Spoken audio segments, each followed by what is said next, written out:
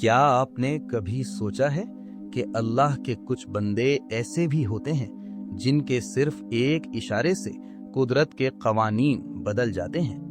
آج ہم آپ کو ایک ایسی عظیم ہستی کی داستان سنانے جا رہے ہیں جن کے نام سے ہی نقش بندیہ جیسا عظیم روحانی سلسلہ منسوب ہے، جنہیں خواجہ خواجگان کہا جاتا ہے اور جن کی ولادت کی بشارت ان کے پیدا ہونے سے پہلے ہی دے دی گئی تھی۔ جی ہاں، ہم بات کر صليت على إبراهيم وعلى آل إبراهيم إنك حميد مجيد. اللهم بارك على محمد وعلى آل محمد كما باركت على إبراهيم وعلى آل إبراهيم إنك حميد مجيد. ناظرین، سلسلہ نقش بندیہ روحانیت کے مشہور سلاسل میں سے ایک ہے جس کے پیروکار نقش بندی کہلاتی ہیں۔ سلسلہ نقش بندیہ سے وابستہ لوگ پاکستان، بھارت اور کشمیر کے ساتھ ساتھ وسط ایشیا اور ترکی میں بھی کثیر تعداد میں آباد ہیں۔ اس روحانی سلسلے کے بانی شیخ بہاؤالدین نقش بند ہیں جو بخارا ازبکستان کے رہنے والے تھے۔ آج کی ویڈیو میں ہم آپ کے سامنے سلسلہ نقش بندیہ کے بانی خواجہ خواجگان خواجہ سید بہاؤالدین نقش بند رحمۃ اللہ علیہ کی حیات مبارکہ کے ایمان افروز واقعات اور ان کی مشہور کرامات کا ذکر خیر کریں گے۔ نقش بندیہ سلسلے کا قیام سب سے پہلے ترکستان میں ہوا۔ یہ اپنی تعلیم محبت کے باعث ان کی اجتماعیت کا اہم جز بن گیا۔ خواجہ احمد یسوی رحمۃ اللہ علیہ اس سلسلے کے سرخیل ہیں، جنہیں لوگ خواجہ عطا بھی کہتے تھے۔ ان کے بعد خواجہ عبد الخالق غجدوانی کے ذریعے اس سلسلے کے روحانی نظام کو استحکام ملا۔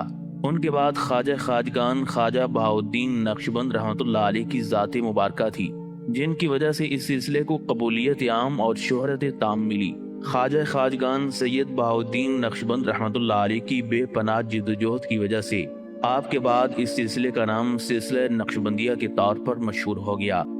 حضرت خواجہ سید بہاؤالدین نقش بند رحمۃ اللہ علیہ 4 محرم الحرام 718 ہجری میں قصر عارفہ میں پیدا ہوئے، جو شہر بخارا سے ایک فرسنگ کے فاصلے پر واقع ہے۔ آپ کی ولادت سے پہلے ہی حضرت بابا محمد سماسی نے آپ کی پیدائش کی بشارت دی تھی۔ پیدائش کے بعد تیسرے روز آپ کے جد امجد آپ کو حضرت بابا محمد سماسی کی خدمت میں لے گئے۔ حضرت بابا محمد سماسی نے آپ کو فرزندی میں قبول فرمایا اور اپنے خلیفہ سید امیر کلال سے آپ کی تربیت کے بارے میں عہد لیا۔ لڑکپن میں ہی ولایت کے آثار اور کرامت و ہدایت کے انوار حضرت خواجہ سید بہاؤالدین نقش بند رحمۃ اللہ علیہ کی پیشانی سے ظاہر و آشکار تھے۔ چنانچہ آپ کی والدہ ماجدہ کا بیان ہے کہ میرا فرزند بہاؤالدین 4 سال 1 ماہ کا تھا۔ میرے پاس ایک گائے تھی جو حاملہ تھی۔ ایک روز میرے فرزند بہاؤالدین نے اس کی طرف متوجہ ہو کر کہا کہ یہ گائے گوسالہ سفید پیشانی جنے گی۔ چنانچہ چند ماہ کے بعد قدرت حق تعالی سے گائے نے ویسا ہی گوسالہ جنی۔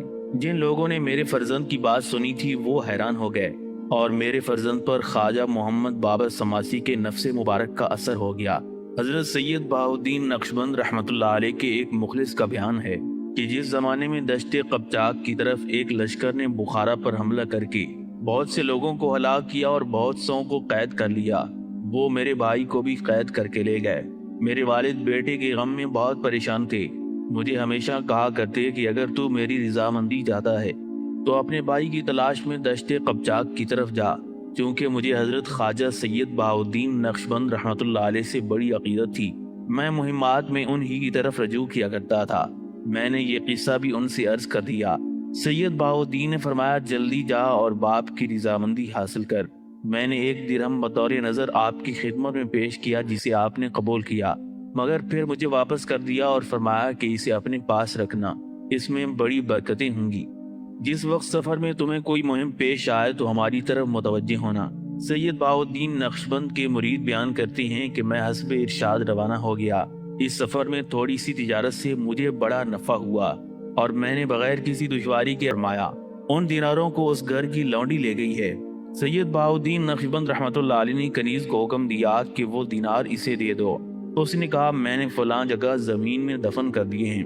خواجہ صاحب نے فرمایا جو زمین میں مدفون ہیں وہ صرف 3 دینار ہیں۔ یہ سن کر حاضرین بہت متعجب ہوئے۔ جب دیکھا گیا تو زمین میں صرف 3 ہی دینار تھے۔ ایک روز سید بہاؤالدین نقش بند ایک درویش کو کسی طرف روانہ کر رہے تھے۔ آپ نے حسب عادت اس کو بغل میں لیا اور اس پر نظر عنایت ڈالی۔ اتفاقاً اخی محمد جو خواجہ صاحب کے بڑے درویشوں میں تھا اس درویش کی آگے آگے جا رہا تھا۔ ایک ساعت کے بعد وہ درویش گر پڑا اور اس کی روح قالب سے نکل گئی۔ جب اخی محمد نے یہ حال دیکھا تو وہ جلدی خواجہ صاحب کی خدمت میں پہنچا اور ماجرا عرض کیا۔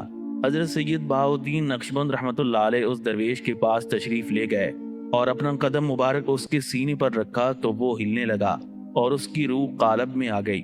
اس کے بعد سید بہاؤالدین نقشبند رحمۃ اللہ علیہ نے فرمایا کہ میں نے اس کی روح چوتھے آسمان میں پائی اور وہاں سے واپس کر۔ ایک صحیح النسب سید نے جو حضرت خواجہ سید بہاؤالدین نقشبند رحمۃ اللہ علیہ سے عقیدت و محبت رکھتا تھا، یہ حکایت بیان کی کہ ایک دفعہ خواجہ صاحب بیت اللہ شریف تشریف لے گئے۔ جس روز حاجی قربانیاں دے رہے تھے، آپ نے فرمایا کہ ہم بھی قربانی دیتے ہیں، ہمارا ایک لڑکا ہے، اسی کو قربان کر دیتے ہیں۔ جو درویش اس سفر میں آپ کے ساتھ تھے انہوں نے یہ بات لکھ لی۔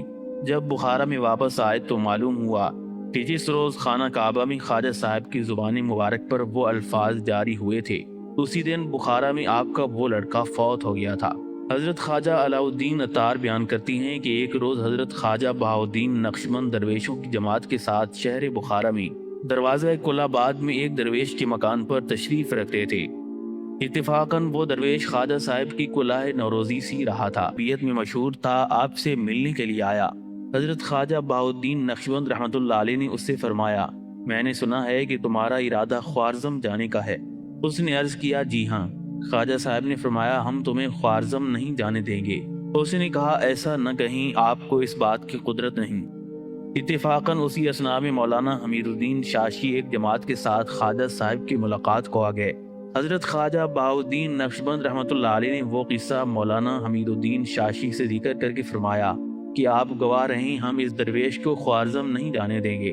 مولانا حمید الدین شاشی نے کہا کہ ہم بھی گواہ ہوئے۔ اس کے بعد وہ درویش خوارزم کی طرف روانہ ہوا۔ جب وہ اکشیا میں پہنچا جو نواح بخارا میں قافلہ کے اترنے کی جگہ ہے، تو بادشاہ وقت کے قاصد آ پہنچے اور انہوں نے خوارزم کا راستہ بند کر دیا۔ اس درویش نے اہل قافلہ کے ساتھ تدبیر کی اور راستے سے برطرف ہو کر کچھ مسافت طے کر کے پھر خوارزم کی راہ ہو لیے، مگر وہ قاصد ان کے پیچھے آ پہنچے اور اس درویش کو قافلے سمیت گرفتار کر لیا اور بخارا کی طرف لے آئے۔ جب یہ خبر مولانا حمید الدین کو پہنچی تو انہوں نے بہت تعجب کیا اور فرمایا کہ خاص بندگان الہی نے اس طرح تصرف کیا ہے۔ ایک مرتبہ سید بہاؤالدین نقشبند رحمۃ اللہ علیہ غدیوت میں مقیم تھے کہ ایک جماعت کچھ انار آپ کی خدمت میں لائی۔ اس جماعت میں درویش محمد زاہد بھی تھا۔ سید بہاؤالدین نقشبند رحمۃ اللہ علیہ نے انار تقسیم کر کے فرمایا کہ کھاؤ۔ محمد زاہد نے کہا کہ میرا غلام بھاگ گیا ہے، اس لیے مجھے بہت تشویش ہے۔ خواجہ صاحب نے فرمایا، وہ کسی طرف نہیں جا سکتا، 2 دن اور 2 رات ہمارے پاس ٹھہرو، تیسرے روز زیورتون کی طرف اپنے مکان میں چلے جانا، غلام کی خبر تم کو مل جائے گی۔ محمد زاہد نے ایسا ہی کیا۔ تیسرے روز جب وہ اپنے مکان میں پہنچا تو پیشتر اس سے کہ خواجہ صاحب کی بشارت اپنے گھر والوں سے بیان کرے، غلام دروازے سے داخل ہوا۔ محمد زاہد اور اسے گھر والوں نے تعجب کیا اور غلام سے کیفیت پوچھی۔ اس نے کہا، جب میں بخارا سے نکلا تو میں نے نصف کی طرف جانے کا ارادہ کیا۔ میں نے کچھ راستہ طے کیا تھا کہ میرے پاؤں میں بیڑی ظاہر ہوئی، میں چل نہیں سکتا تھا اور مجھے گھنٹی کی آواز آتی تھی، جس سے مجھے وہم پیدا ہوا کہ یہ آواز بخارا تک پہنچی ہے۔ جب میں زیورتوں کی طرف لوٹتا تو وہ بیڑی کھل جاتی اور گھنٹی کی آواز نہیں آتی تھی۔ 3 دن تک یہی حال رہا۔ میں سمجھ گیا کہ یہ کیفیت دوسری جگہ سے ہے۔ میں لوٹ کر آپ کے پاس آ گیا، اب مجھے معاف فرمائیں۔ ایک روز سید بہاؤالدین نقشبند رحمۃ اللہ علیہ قصر عارفہ میں مقیم تھے اور شیخ شادی غدیوت سے آئے تھے۔ وہ ایک قصور کے سبب جو ان سے سرزد ہوا تھا عذر خواہی کرنے آئے تھے۔ سید بہاؤالدین نقشبند نے فرمایا کہ نذرانہ چاہیے۔ انہوں نے عرض کیا کہ ایک بیل لادا ہوں۔ تم فرمایا اور صاحب حجرہ یہ سن کر بہت رو دیے۔ اسی وقت حضرت نے فرمایا کہ ایک دفعہ ماہ رمضان کی شام کو حضرت عزیزاں کی 13 جگہ دعوت ہوئی تو آپ نے قبول فرما لی۔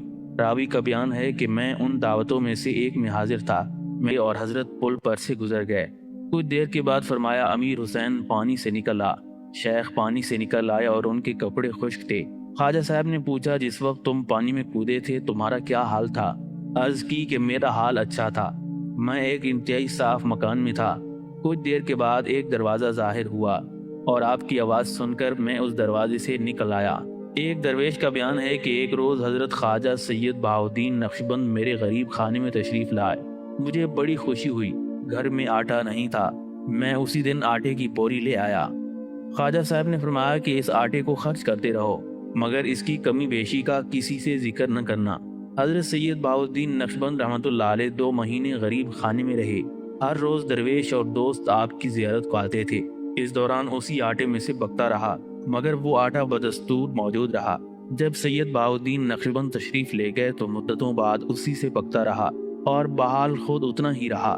اس کے بعد میں نے خلاف ارشاد خواجہ صاحب یہ قصہ اپنے اہل ویال سے ذکر کیا تو پھر وہ برکت نہ رہی۔ سید امیر کلال رحمۃ اللہ علیہ کے بڑے صاحب بخارا کے ایک امیر کا مال تھا، جس میں قوالوں کی ایک جماعت کا رہی تھی اور صوفیہ کا ایک گروہ رقص کر رہا تھا۔ نہایت شور و غل برپا تھا۔ سید بہاؤالدین نقشبند نے فرمایا کہ یہ جو کچھ ہو رہا ہے اس کا سننا جائز نہیں، تدبیر یہ ہے کہ ہم کانوں میں روئی ٹھونس لیں۔ خواجہ صاحب کا یہ فرمانا تھا کہ سب کا حال متغیر ہو گیا اور وہ آوازیں کسی کو نہ سنائی دیں۔ صبح کے وقت پڑوسیوں نے رات کے حالات درویشوں سے بیان کر کے پوچھا کہ آپ کی رات کیسے گزری۔ درویشوں نے جواب دیا کہ حضرت خواجہ صاحب تو اسی وقت میم بند اور مطلع صاف ہو گیا اور سورج نکل آیا۔ ایک درویش بیان کرتے ہیں کہ میں اور ایک اور درویش اس باغ میں جہاں اب حضرت خواجہ سید بہاؤالدین نقشبند کا مزار مبارک ہے، آپ کی خدمت میں تھے اور آپ تکیہ کیے بیٹھے تھے۔ ایک ساتھ کے بعد آپ میں ایک ہیبت ناک حالت پیدا ہوئی۔ وہ درویش بے ہوش ہو کر زمین پر گر پڑا۔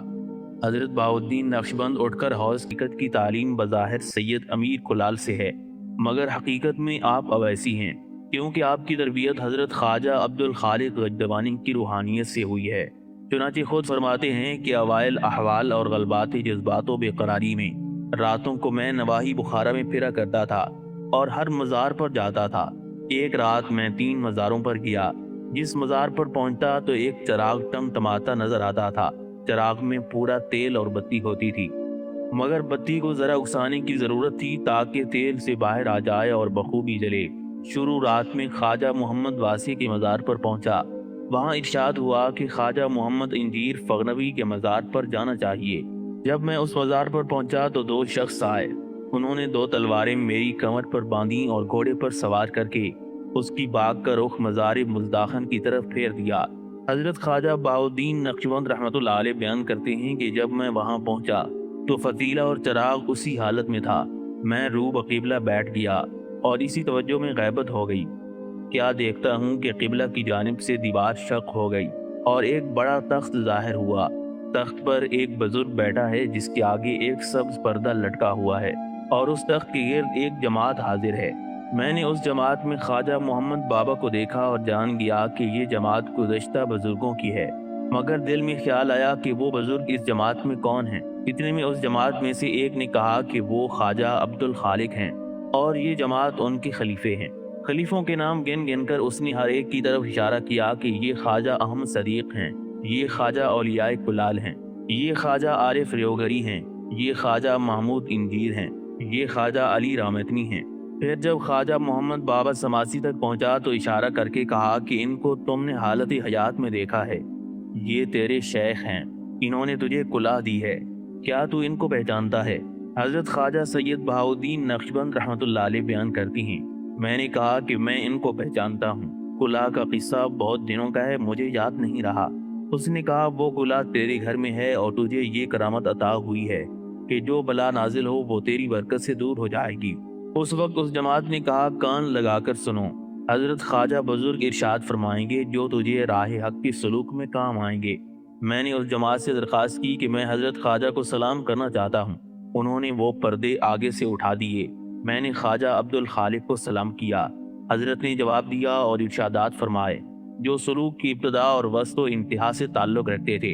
ان میں سے ایک یہ تھا کہ جو چراغ تجھے اس حالت میں دکھائے گئے تیرے لیے بشارت ہیں اور اس امر کی طرف اشارہ ہے کہ تجھ میں اس راستے کی استعداد و قابلیت ہے، مگر استعداد کی بتی کو اکسانا چاہیے تاکہ روشن ہو جائے اور اسرار ظاہر ہوں، اور قابلیت کی وجہ سے عمل کرنا چاہیے تاکہ مقصد حاصل ہو۔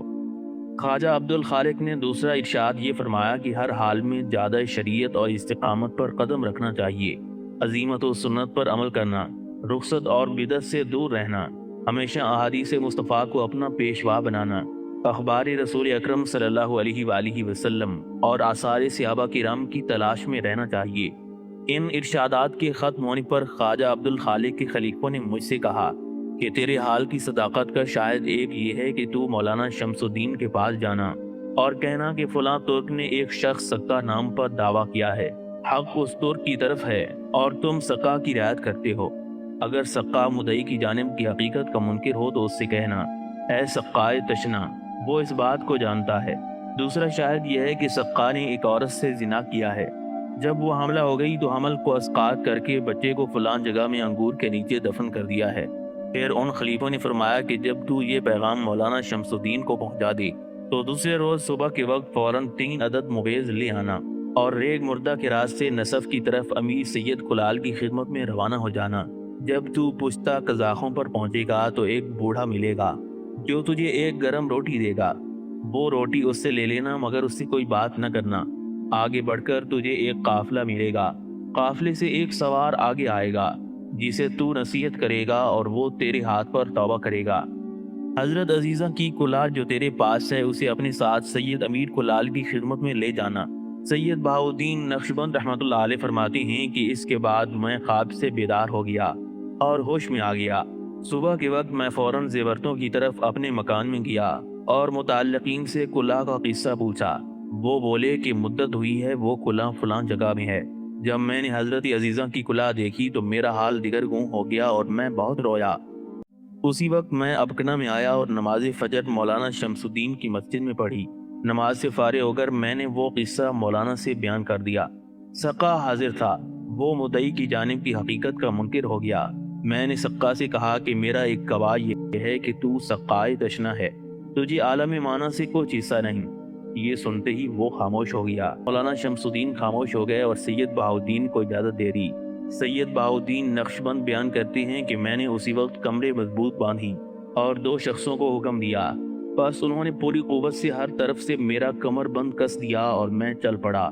جب میں پشتہ فضاخوں پر پہنچا تو ایک بوڑھا مجھ سے ملا جس نے مجھے ایک گرم روٹی دی۔ میں نے لے لی اور اس سے کوئی بات نہ کی۔ آگے بڑھ کر ایک قافلے پر میرا گزر ہوا۔ قافلے والوں نے مجھ سے پوچھا کہ تو کہاں سے آ رہا ہے؟ میں نے کہا کہ ابکنا سے۔ وہ بولے کہ وہاں سے تو کب روانہ ہوا؟ میں نے کہا طلوع آفتاب کے وقت۔ میں جس وقت ان سے ملا وہ چاشت کا وقت تھا۔ وہ حیران ہوئے کہ ابکنا سے یہاں 4 فرسنگ کا فاصلہ ہے اور ہم اول شب روانہ ہوئے تھے۔ جب میں ان سے آگے بڑھا تو وہ سوار ملا۔ میں نے سلام کیا تو اس نے کہا کہ تو کون ہے؟ میں تجھ سے ڈرتا ہوں۔ میں نے کہا میں وہ ہوں جس کے ہاتھ پر تجھے توبہ کرنی چاہیے۔ چنانچہ اس نے جلدی سے گھوڑے سے اتر کر توبہ کی۔ اس کے پاس بہت شراب تھی اور اس نے وہ سب پھینک دی۔ سید بہاؤالدین نقشبند رحمۃ اللہ علیہ فرماتی ہیں جب میں اس سے آگے بڑھا اور نصف کی حد میں پہنچا تو اس جگہ گیا جہاں سید امیر کلال تشریف رکھتے تھے۔ میں ان کی ملاقات سے مشرف ہوا اور حضرت عزیزہ کی کلہ ان کے آگے رکھ دی۔ حضرت امیر کلال ایک لحظہ خاموش رہے اور کچھ دیر کے بعد فرمایا، یہ کلہ حضرت عزیزہ کی ہے۔ میں نے کہا جن نے آ کر اطلاع دی کہ 3 اونٹ اور 4 گھوڑے گم ہو گئے۔ شیخ نے خواجہ صاحب کی طرف اشارہ کیا۔ حضرت خواجہ صاحب مراقب ہو کر متوجہ ہو گئے۔ نماز شام کی ادا کرنے کے بعد خادم نے خبر دی کہ اونٹ اور گھوڑے خود بخود آگے ہیں۔ اس کے بعد 12 سال تک حضرت شیخ بہاؤالدین نقشبند رحمۃ اللہ علیہ حضرت شیخ عطا کی خدمت میں رہے۔ چنانچہ آپ خود فرماتے ہیں عجیب حالات دیکھنے میں آتے تھے۔ اتفاقاً کچھ مدت کے بعد ان کو ماوراء النہر کی بادشاہی مل گئی۔ ایک دفعہ ایام سلطنت میں ایک کام کے لیے میں ان کی خدمت میں حاضر ہوا۔ انہوں نے مجھے اپنی ملازمت و خدمت کی عزت بخشی۔ بادشاہت کے زمانے میں ان سے بڑے بڑے حالات ظہور میں آتے اور میرا میلان خاطر ان کی طرف اور زیادہ ہوتا۔ وہ مجھ پر بڑی شفقت کرتے تھے اور کبھی مہربانی سے اور کبھی غصے سے مجھے آداب خدمت سکھاتے، جس سے مجھے بہت فائدے پہنچتے تھے۔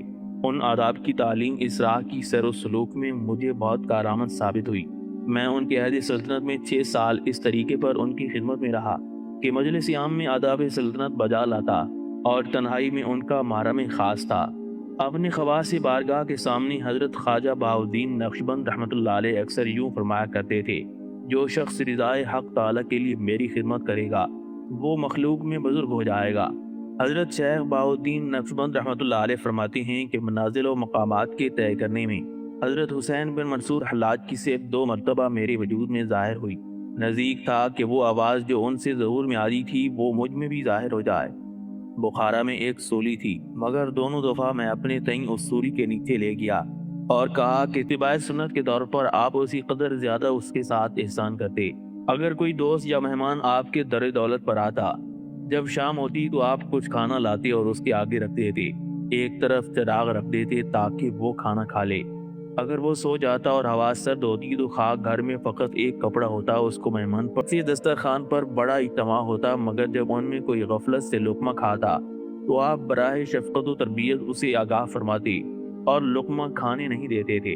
اگر کھانا غصہ اور کراہت سے پکا ہوتا تو آپ اسے نہ کھاتے اور درویشوں میں سے بھی کسی کو کھانے نہ دیتے تھے۔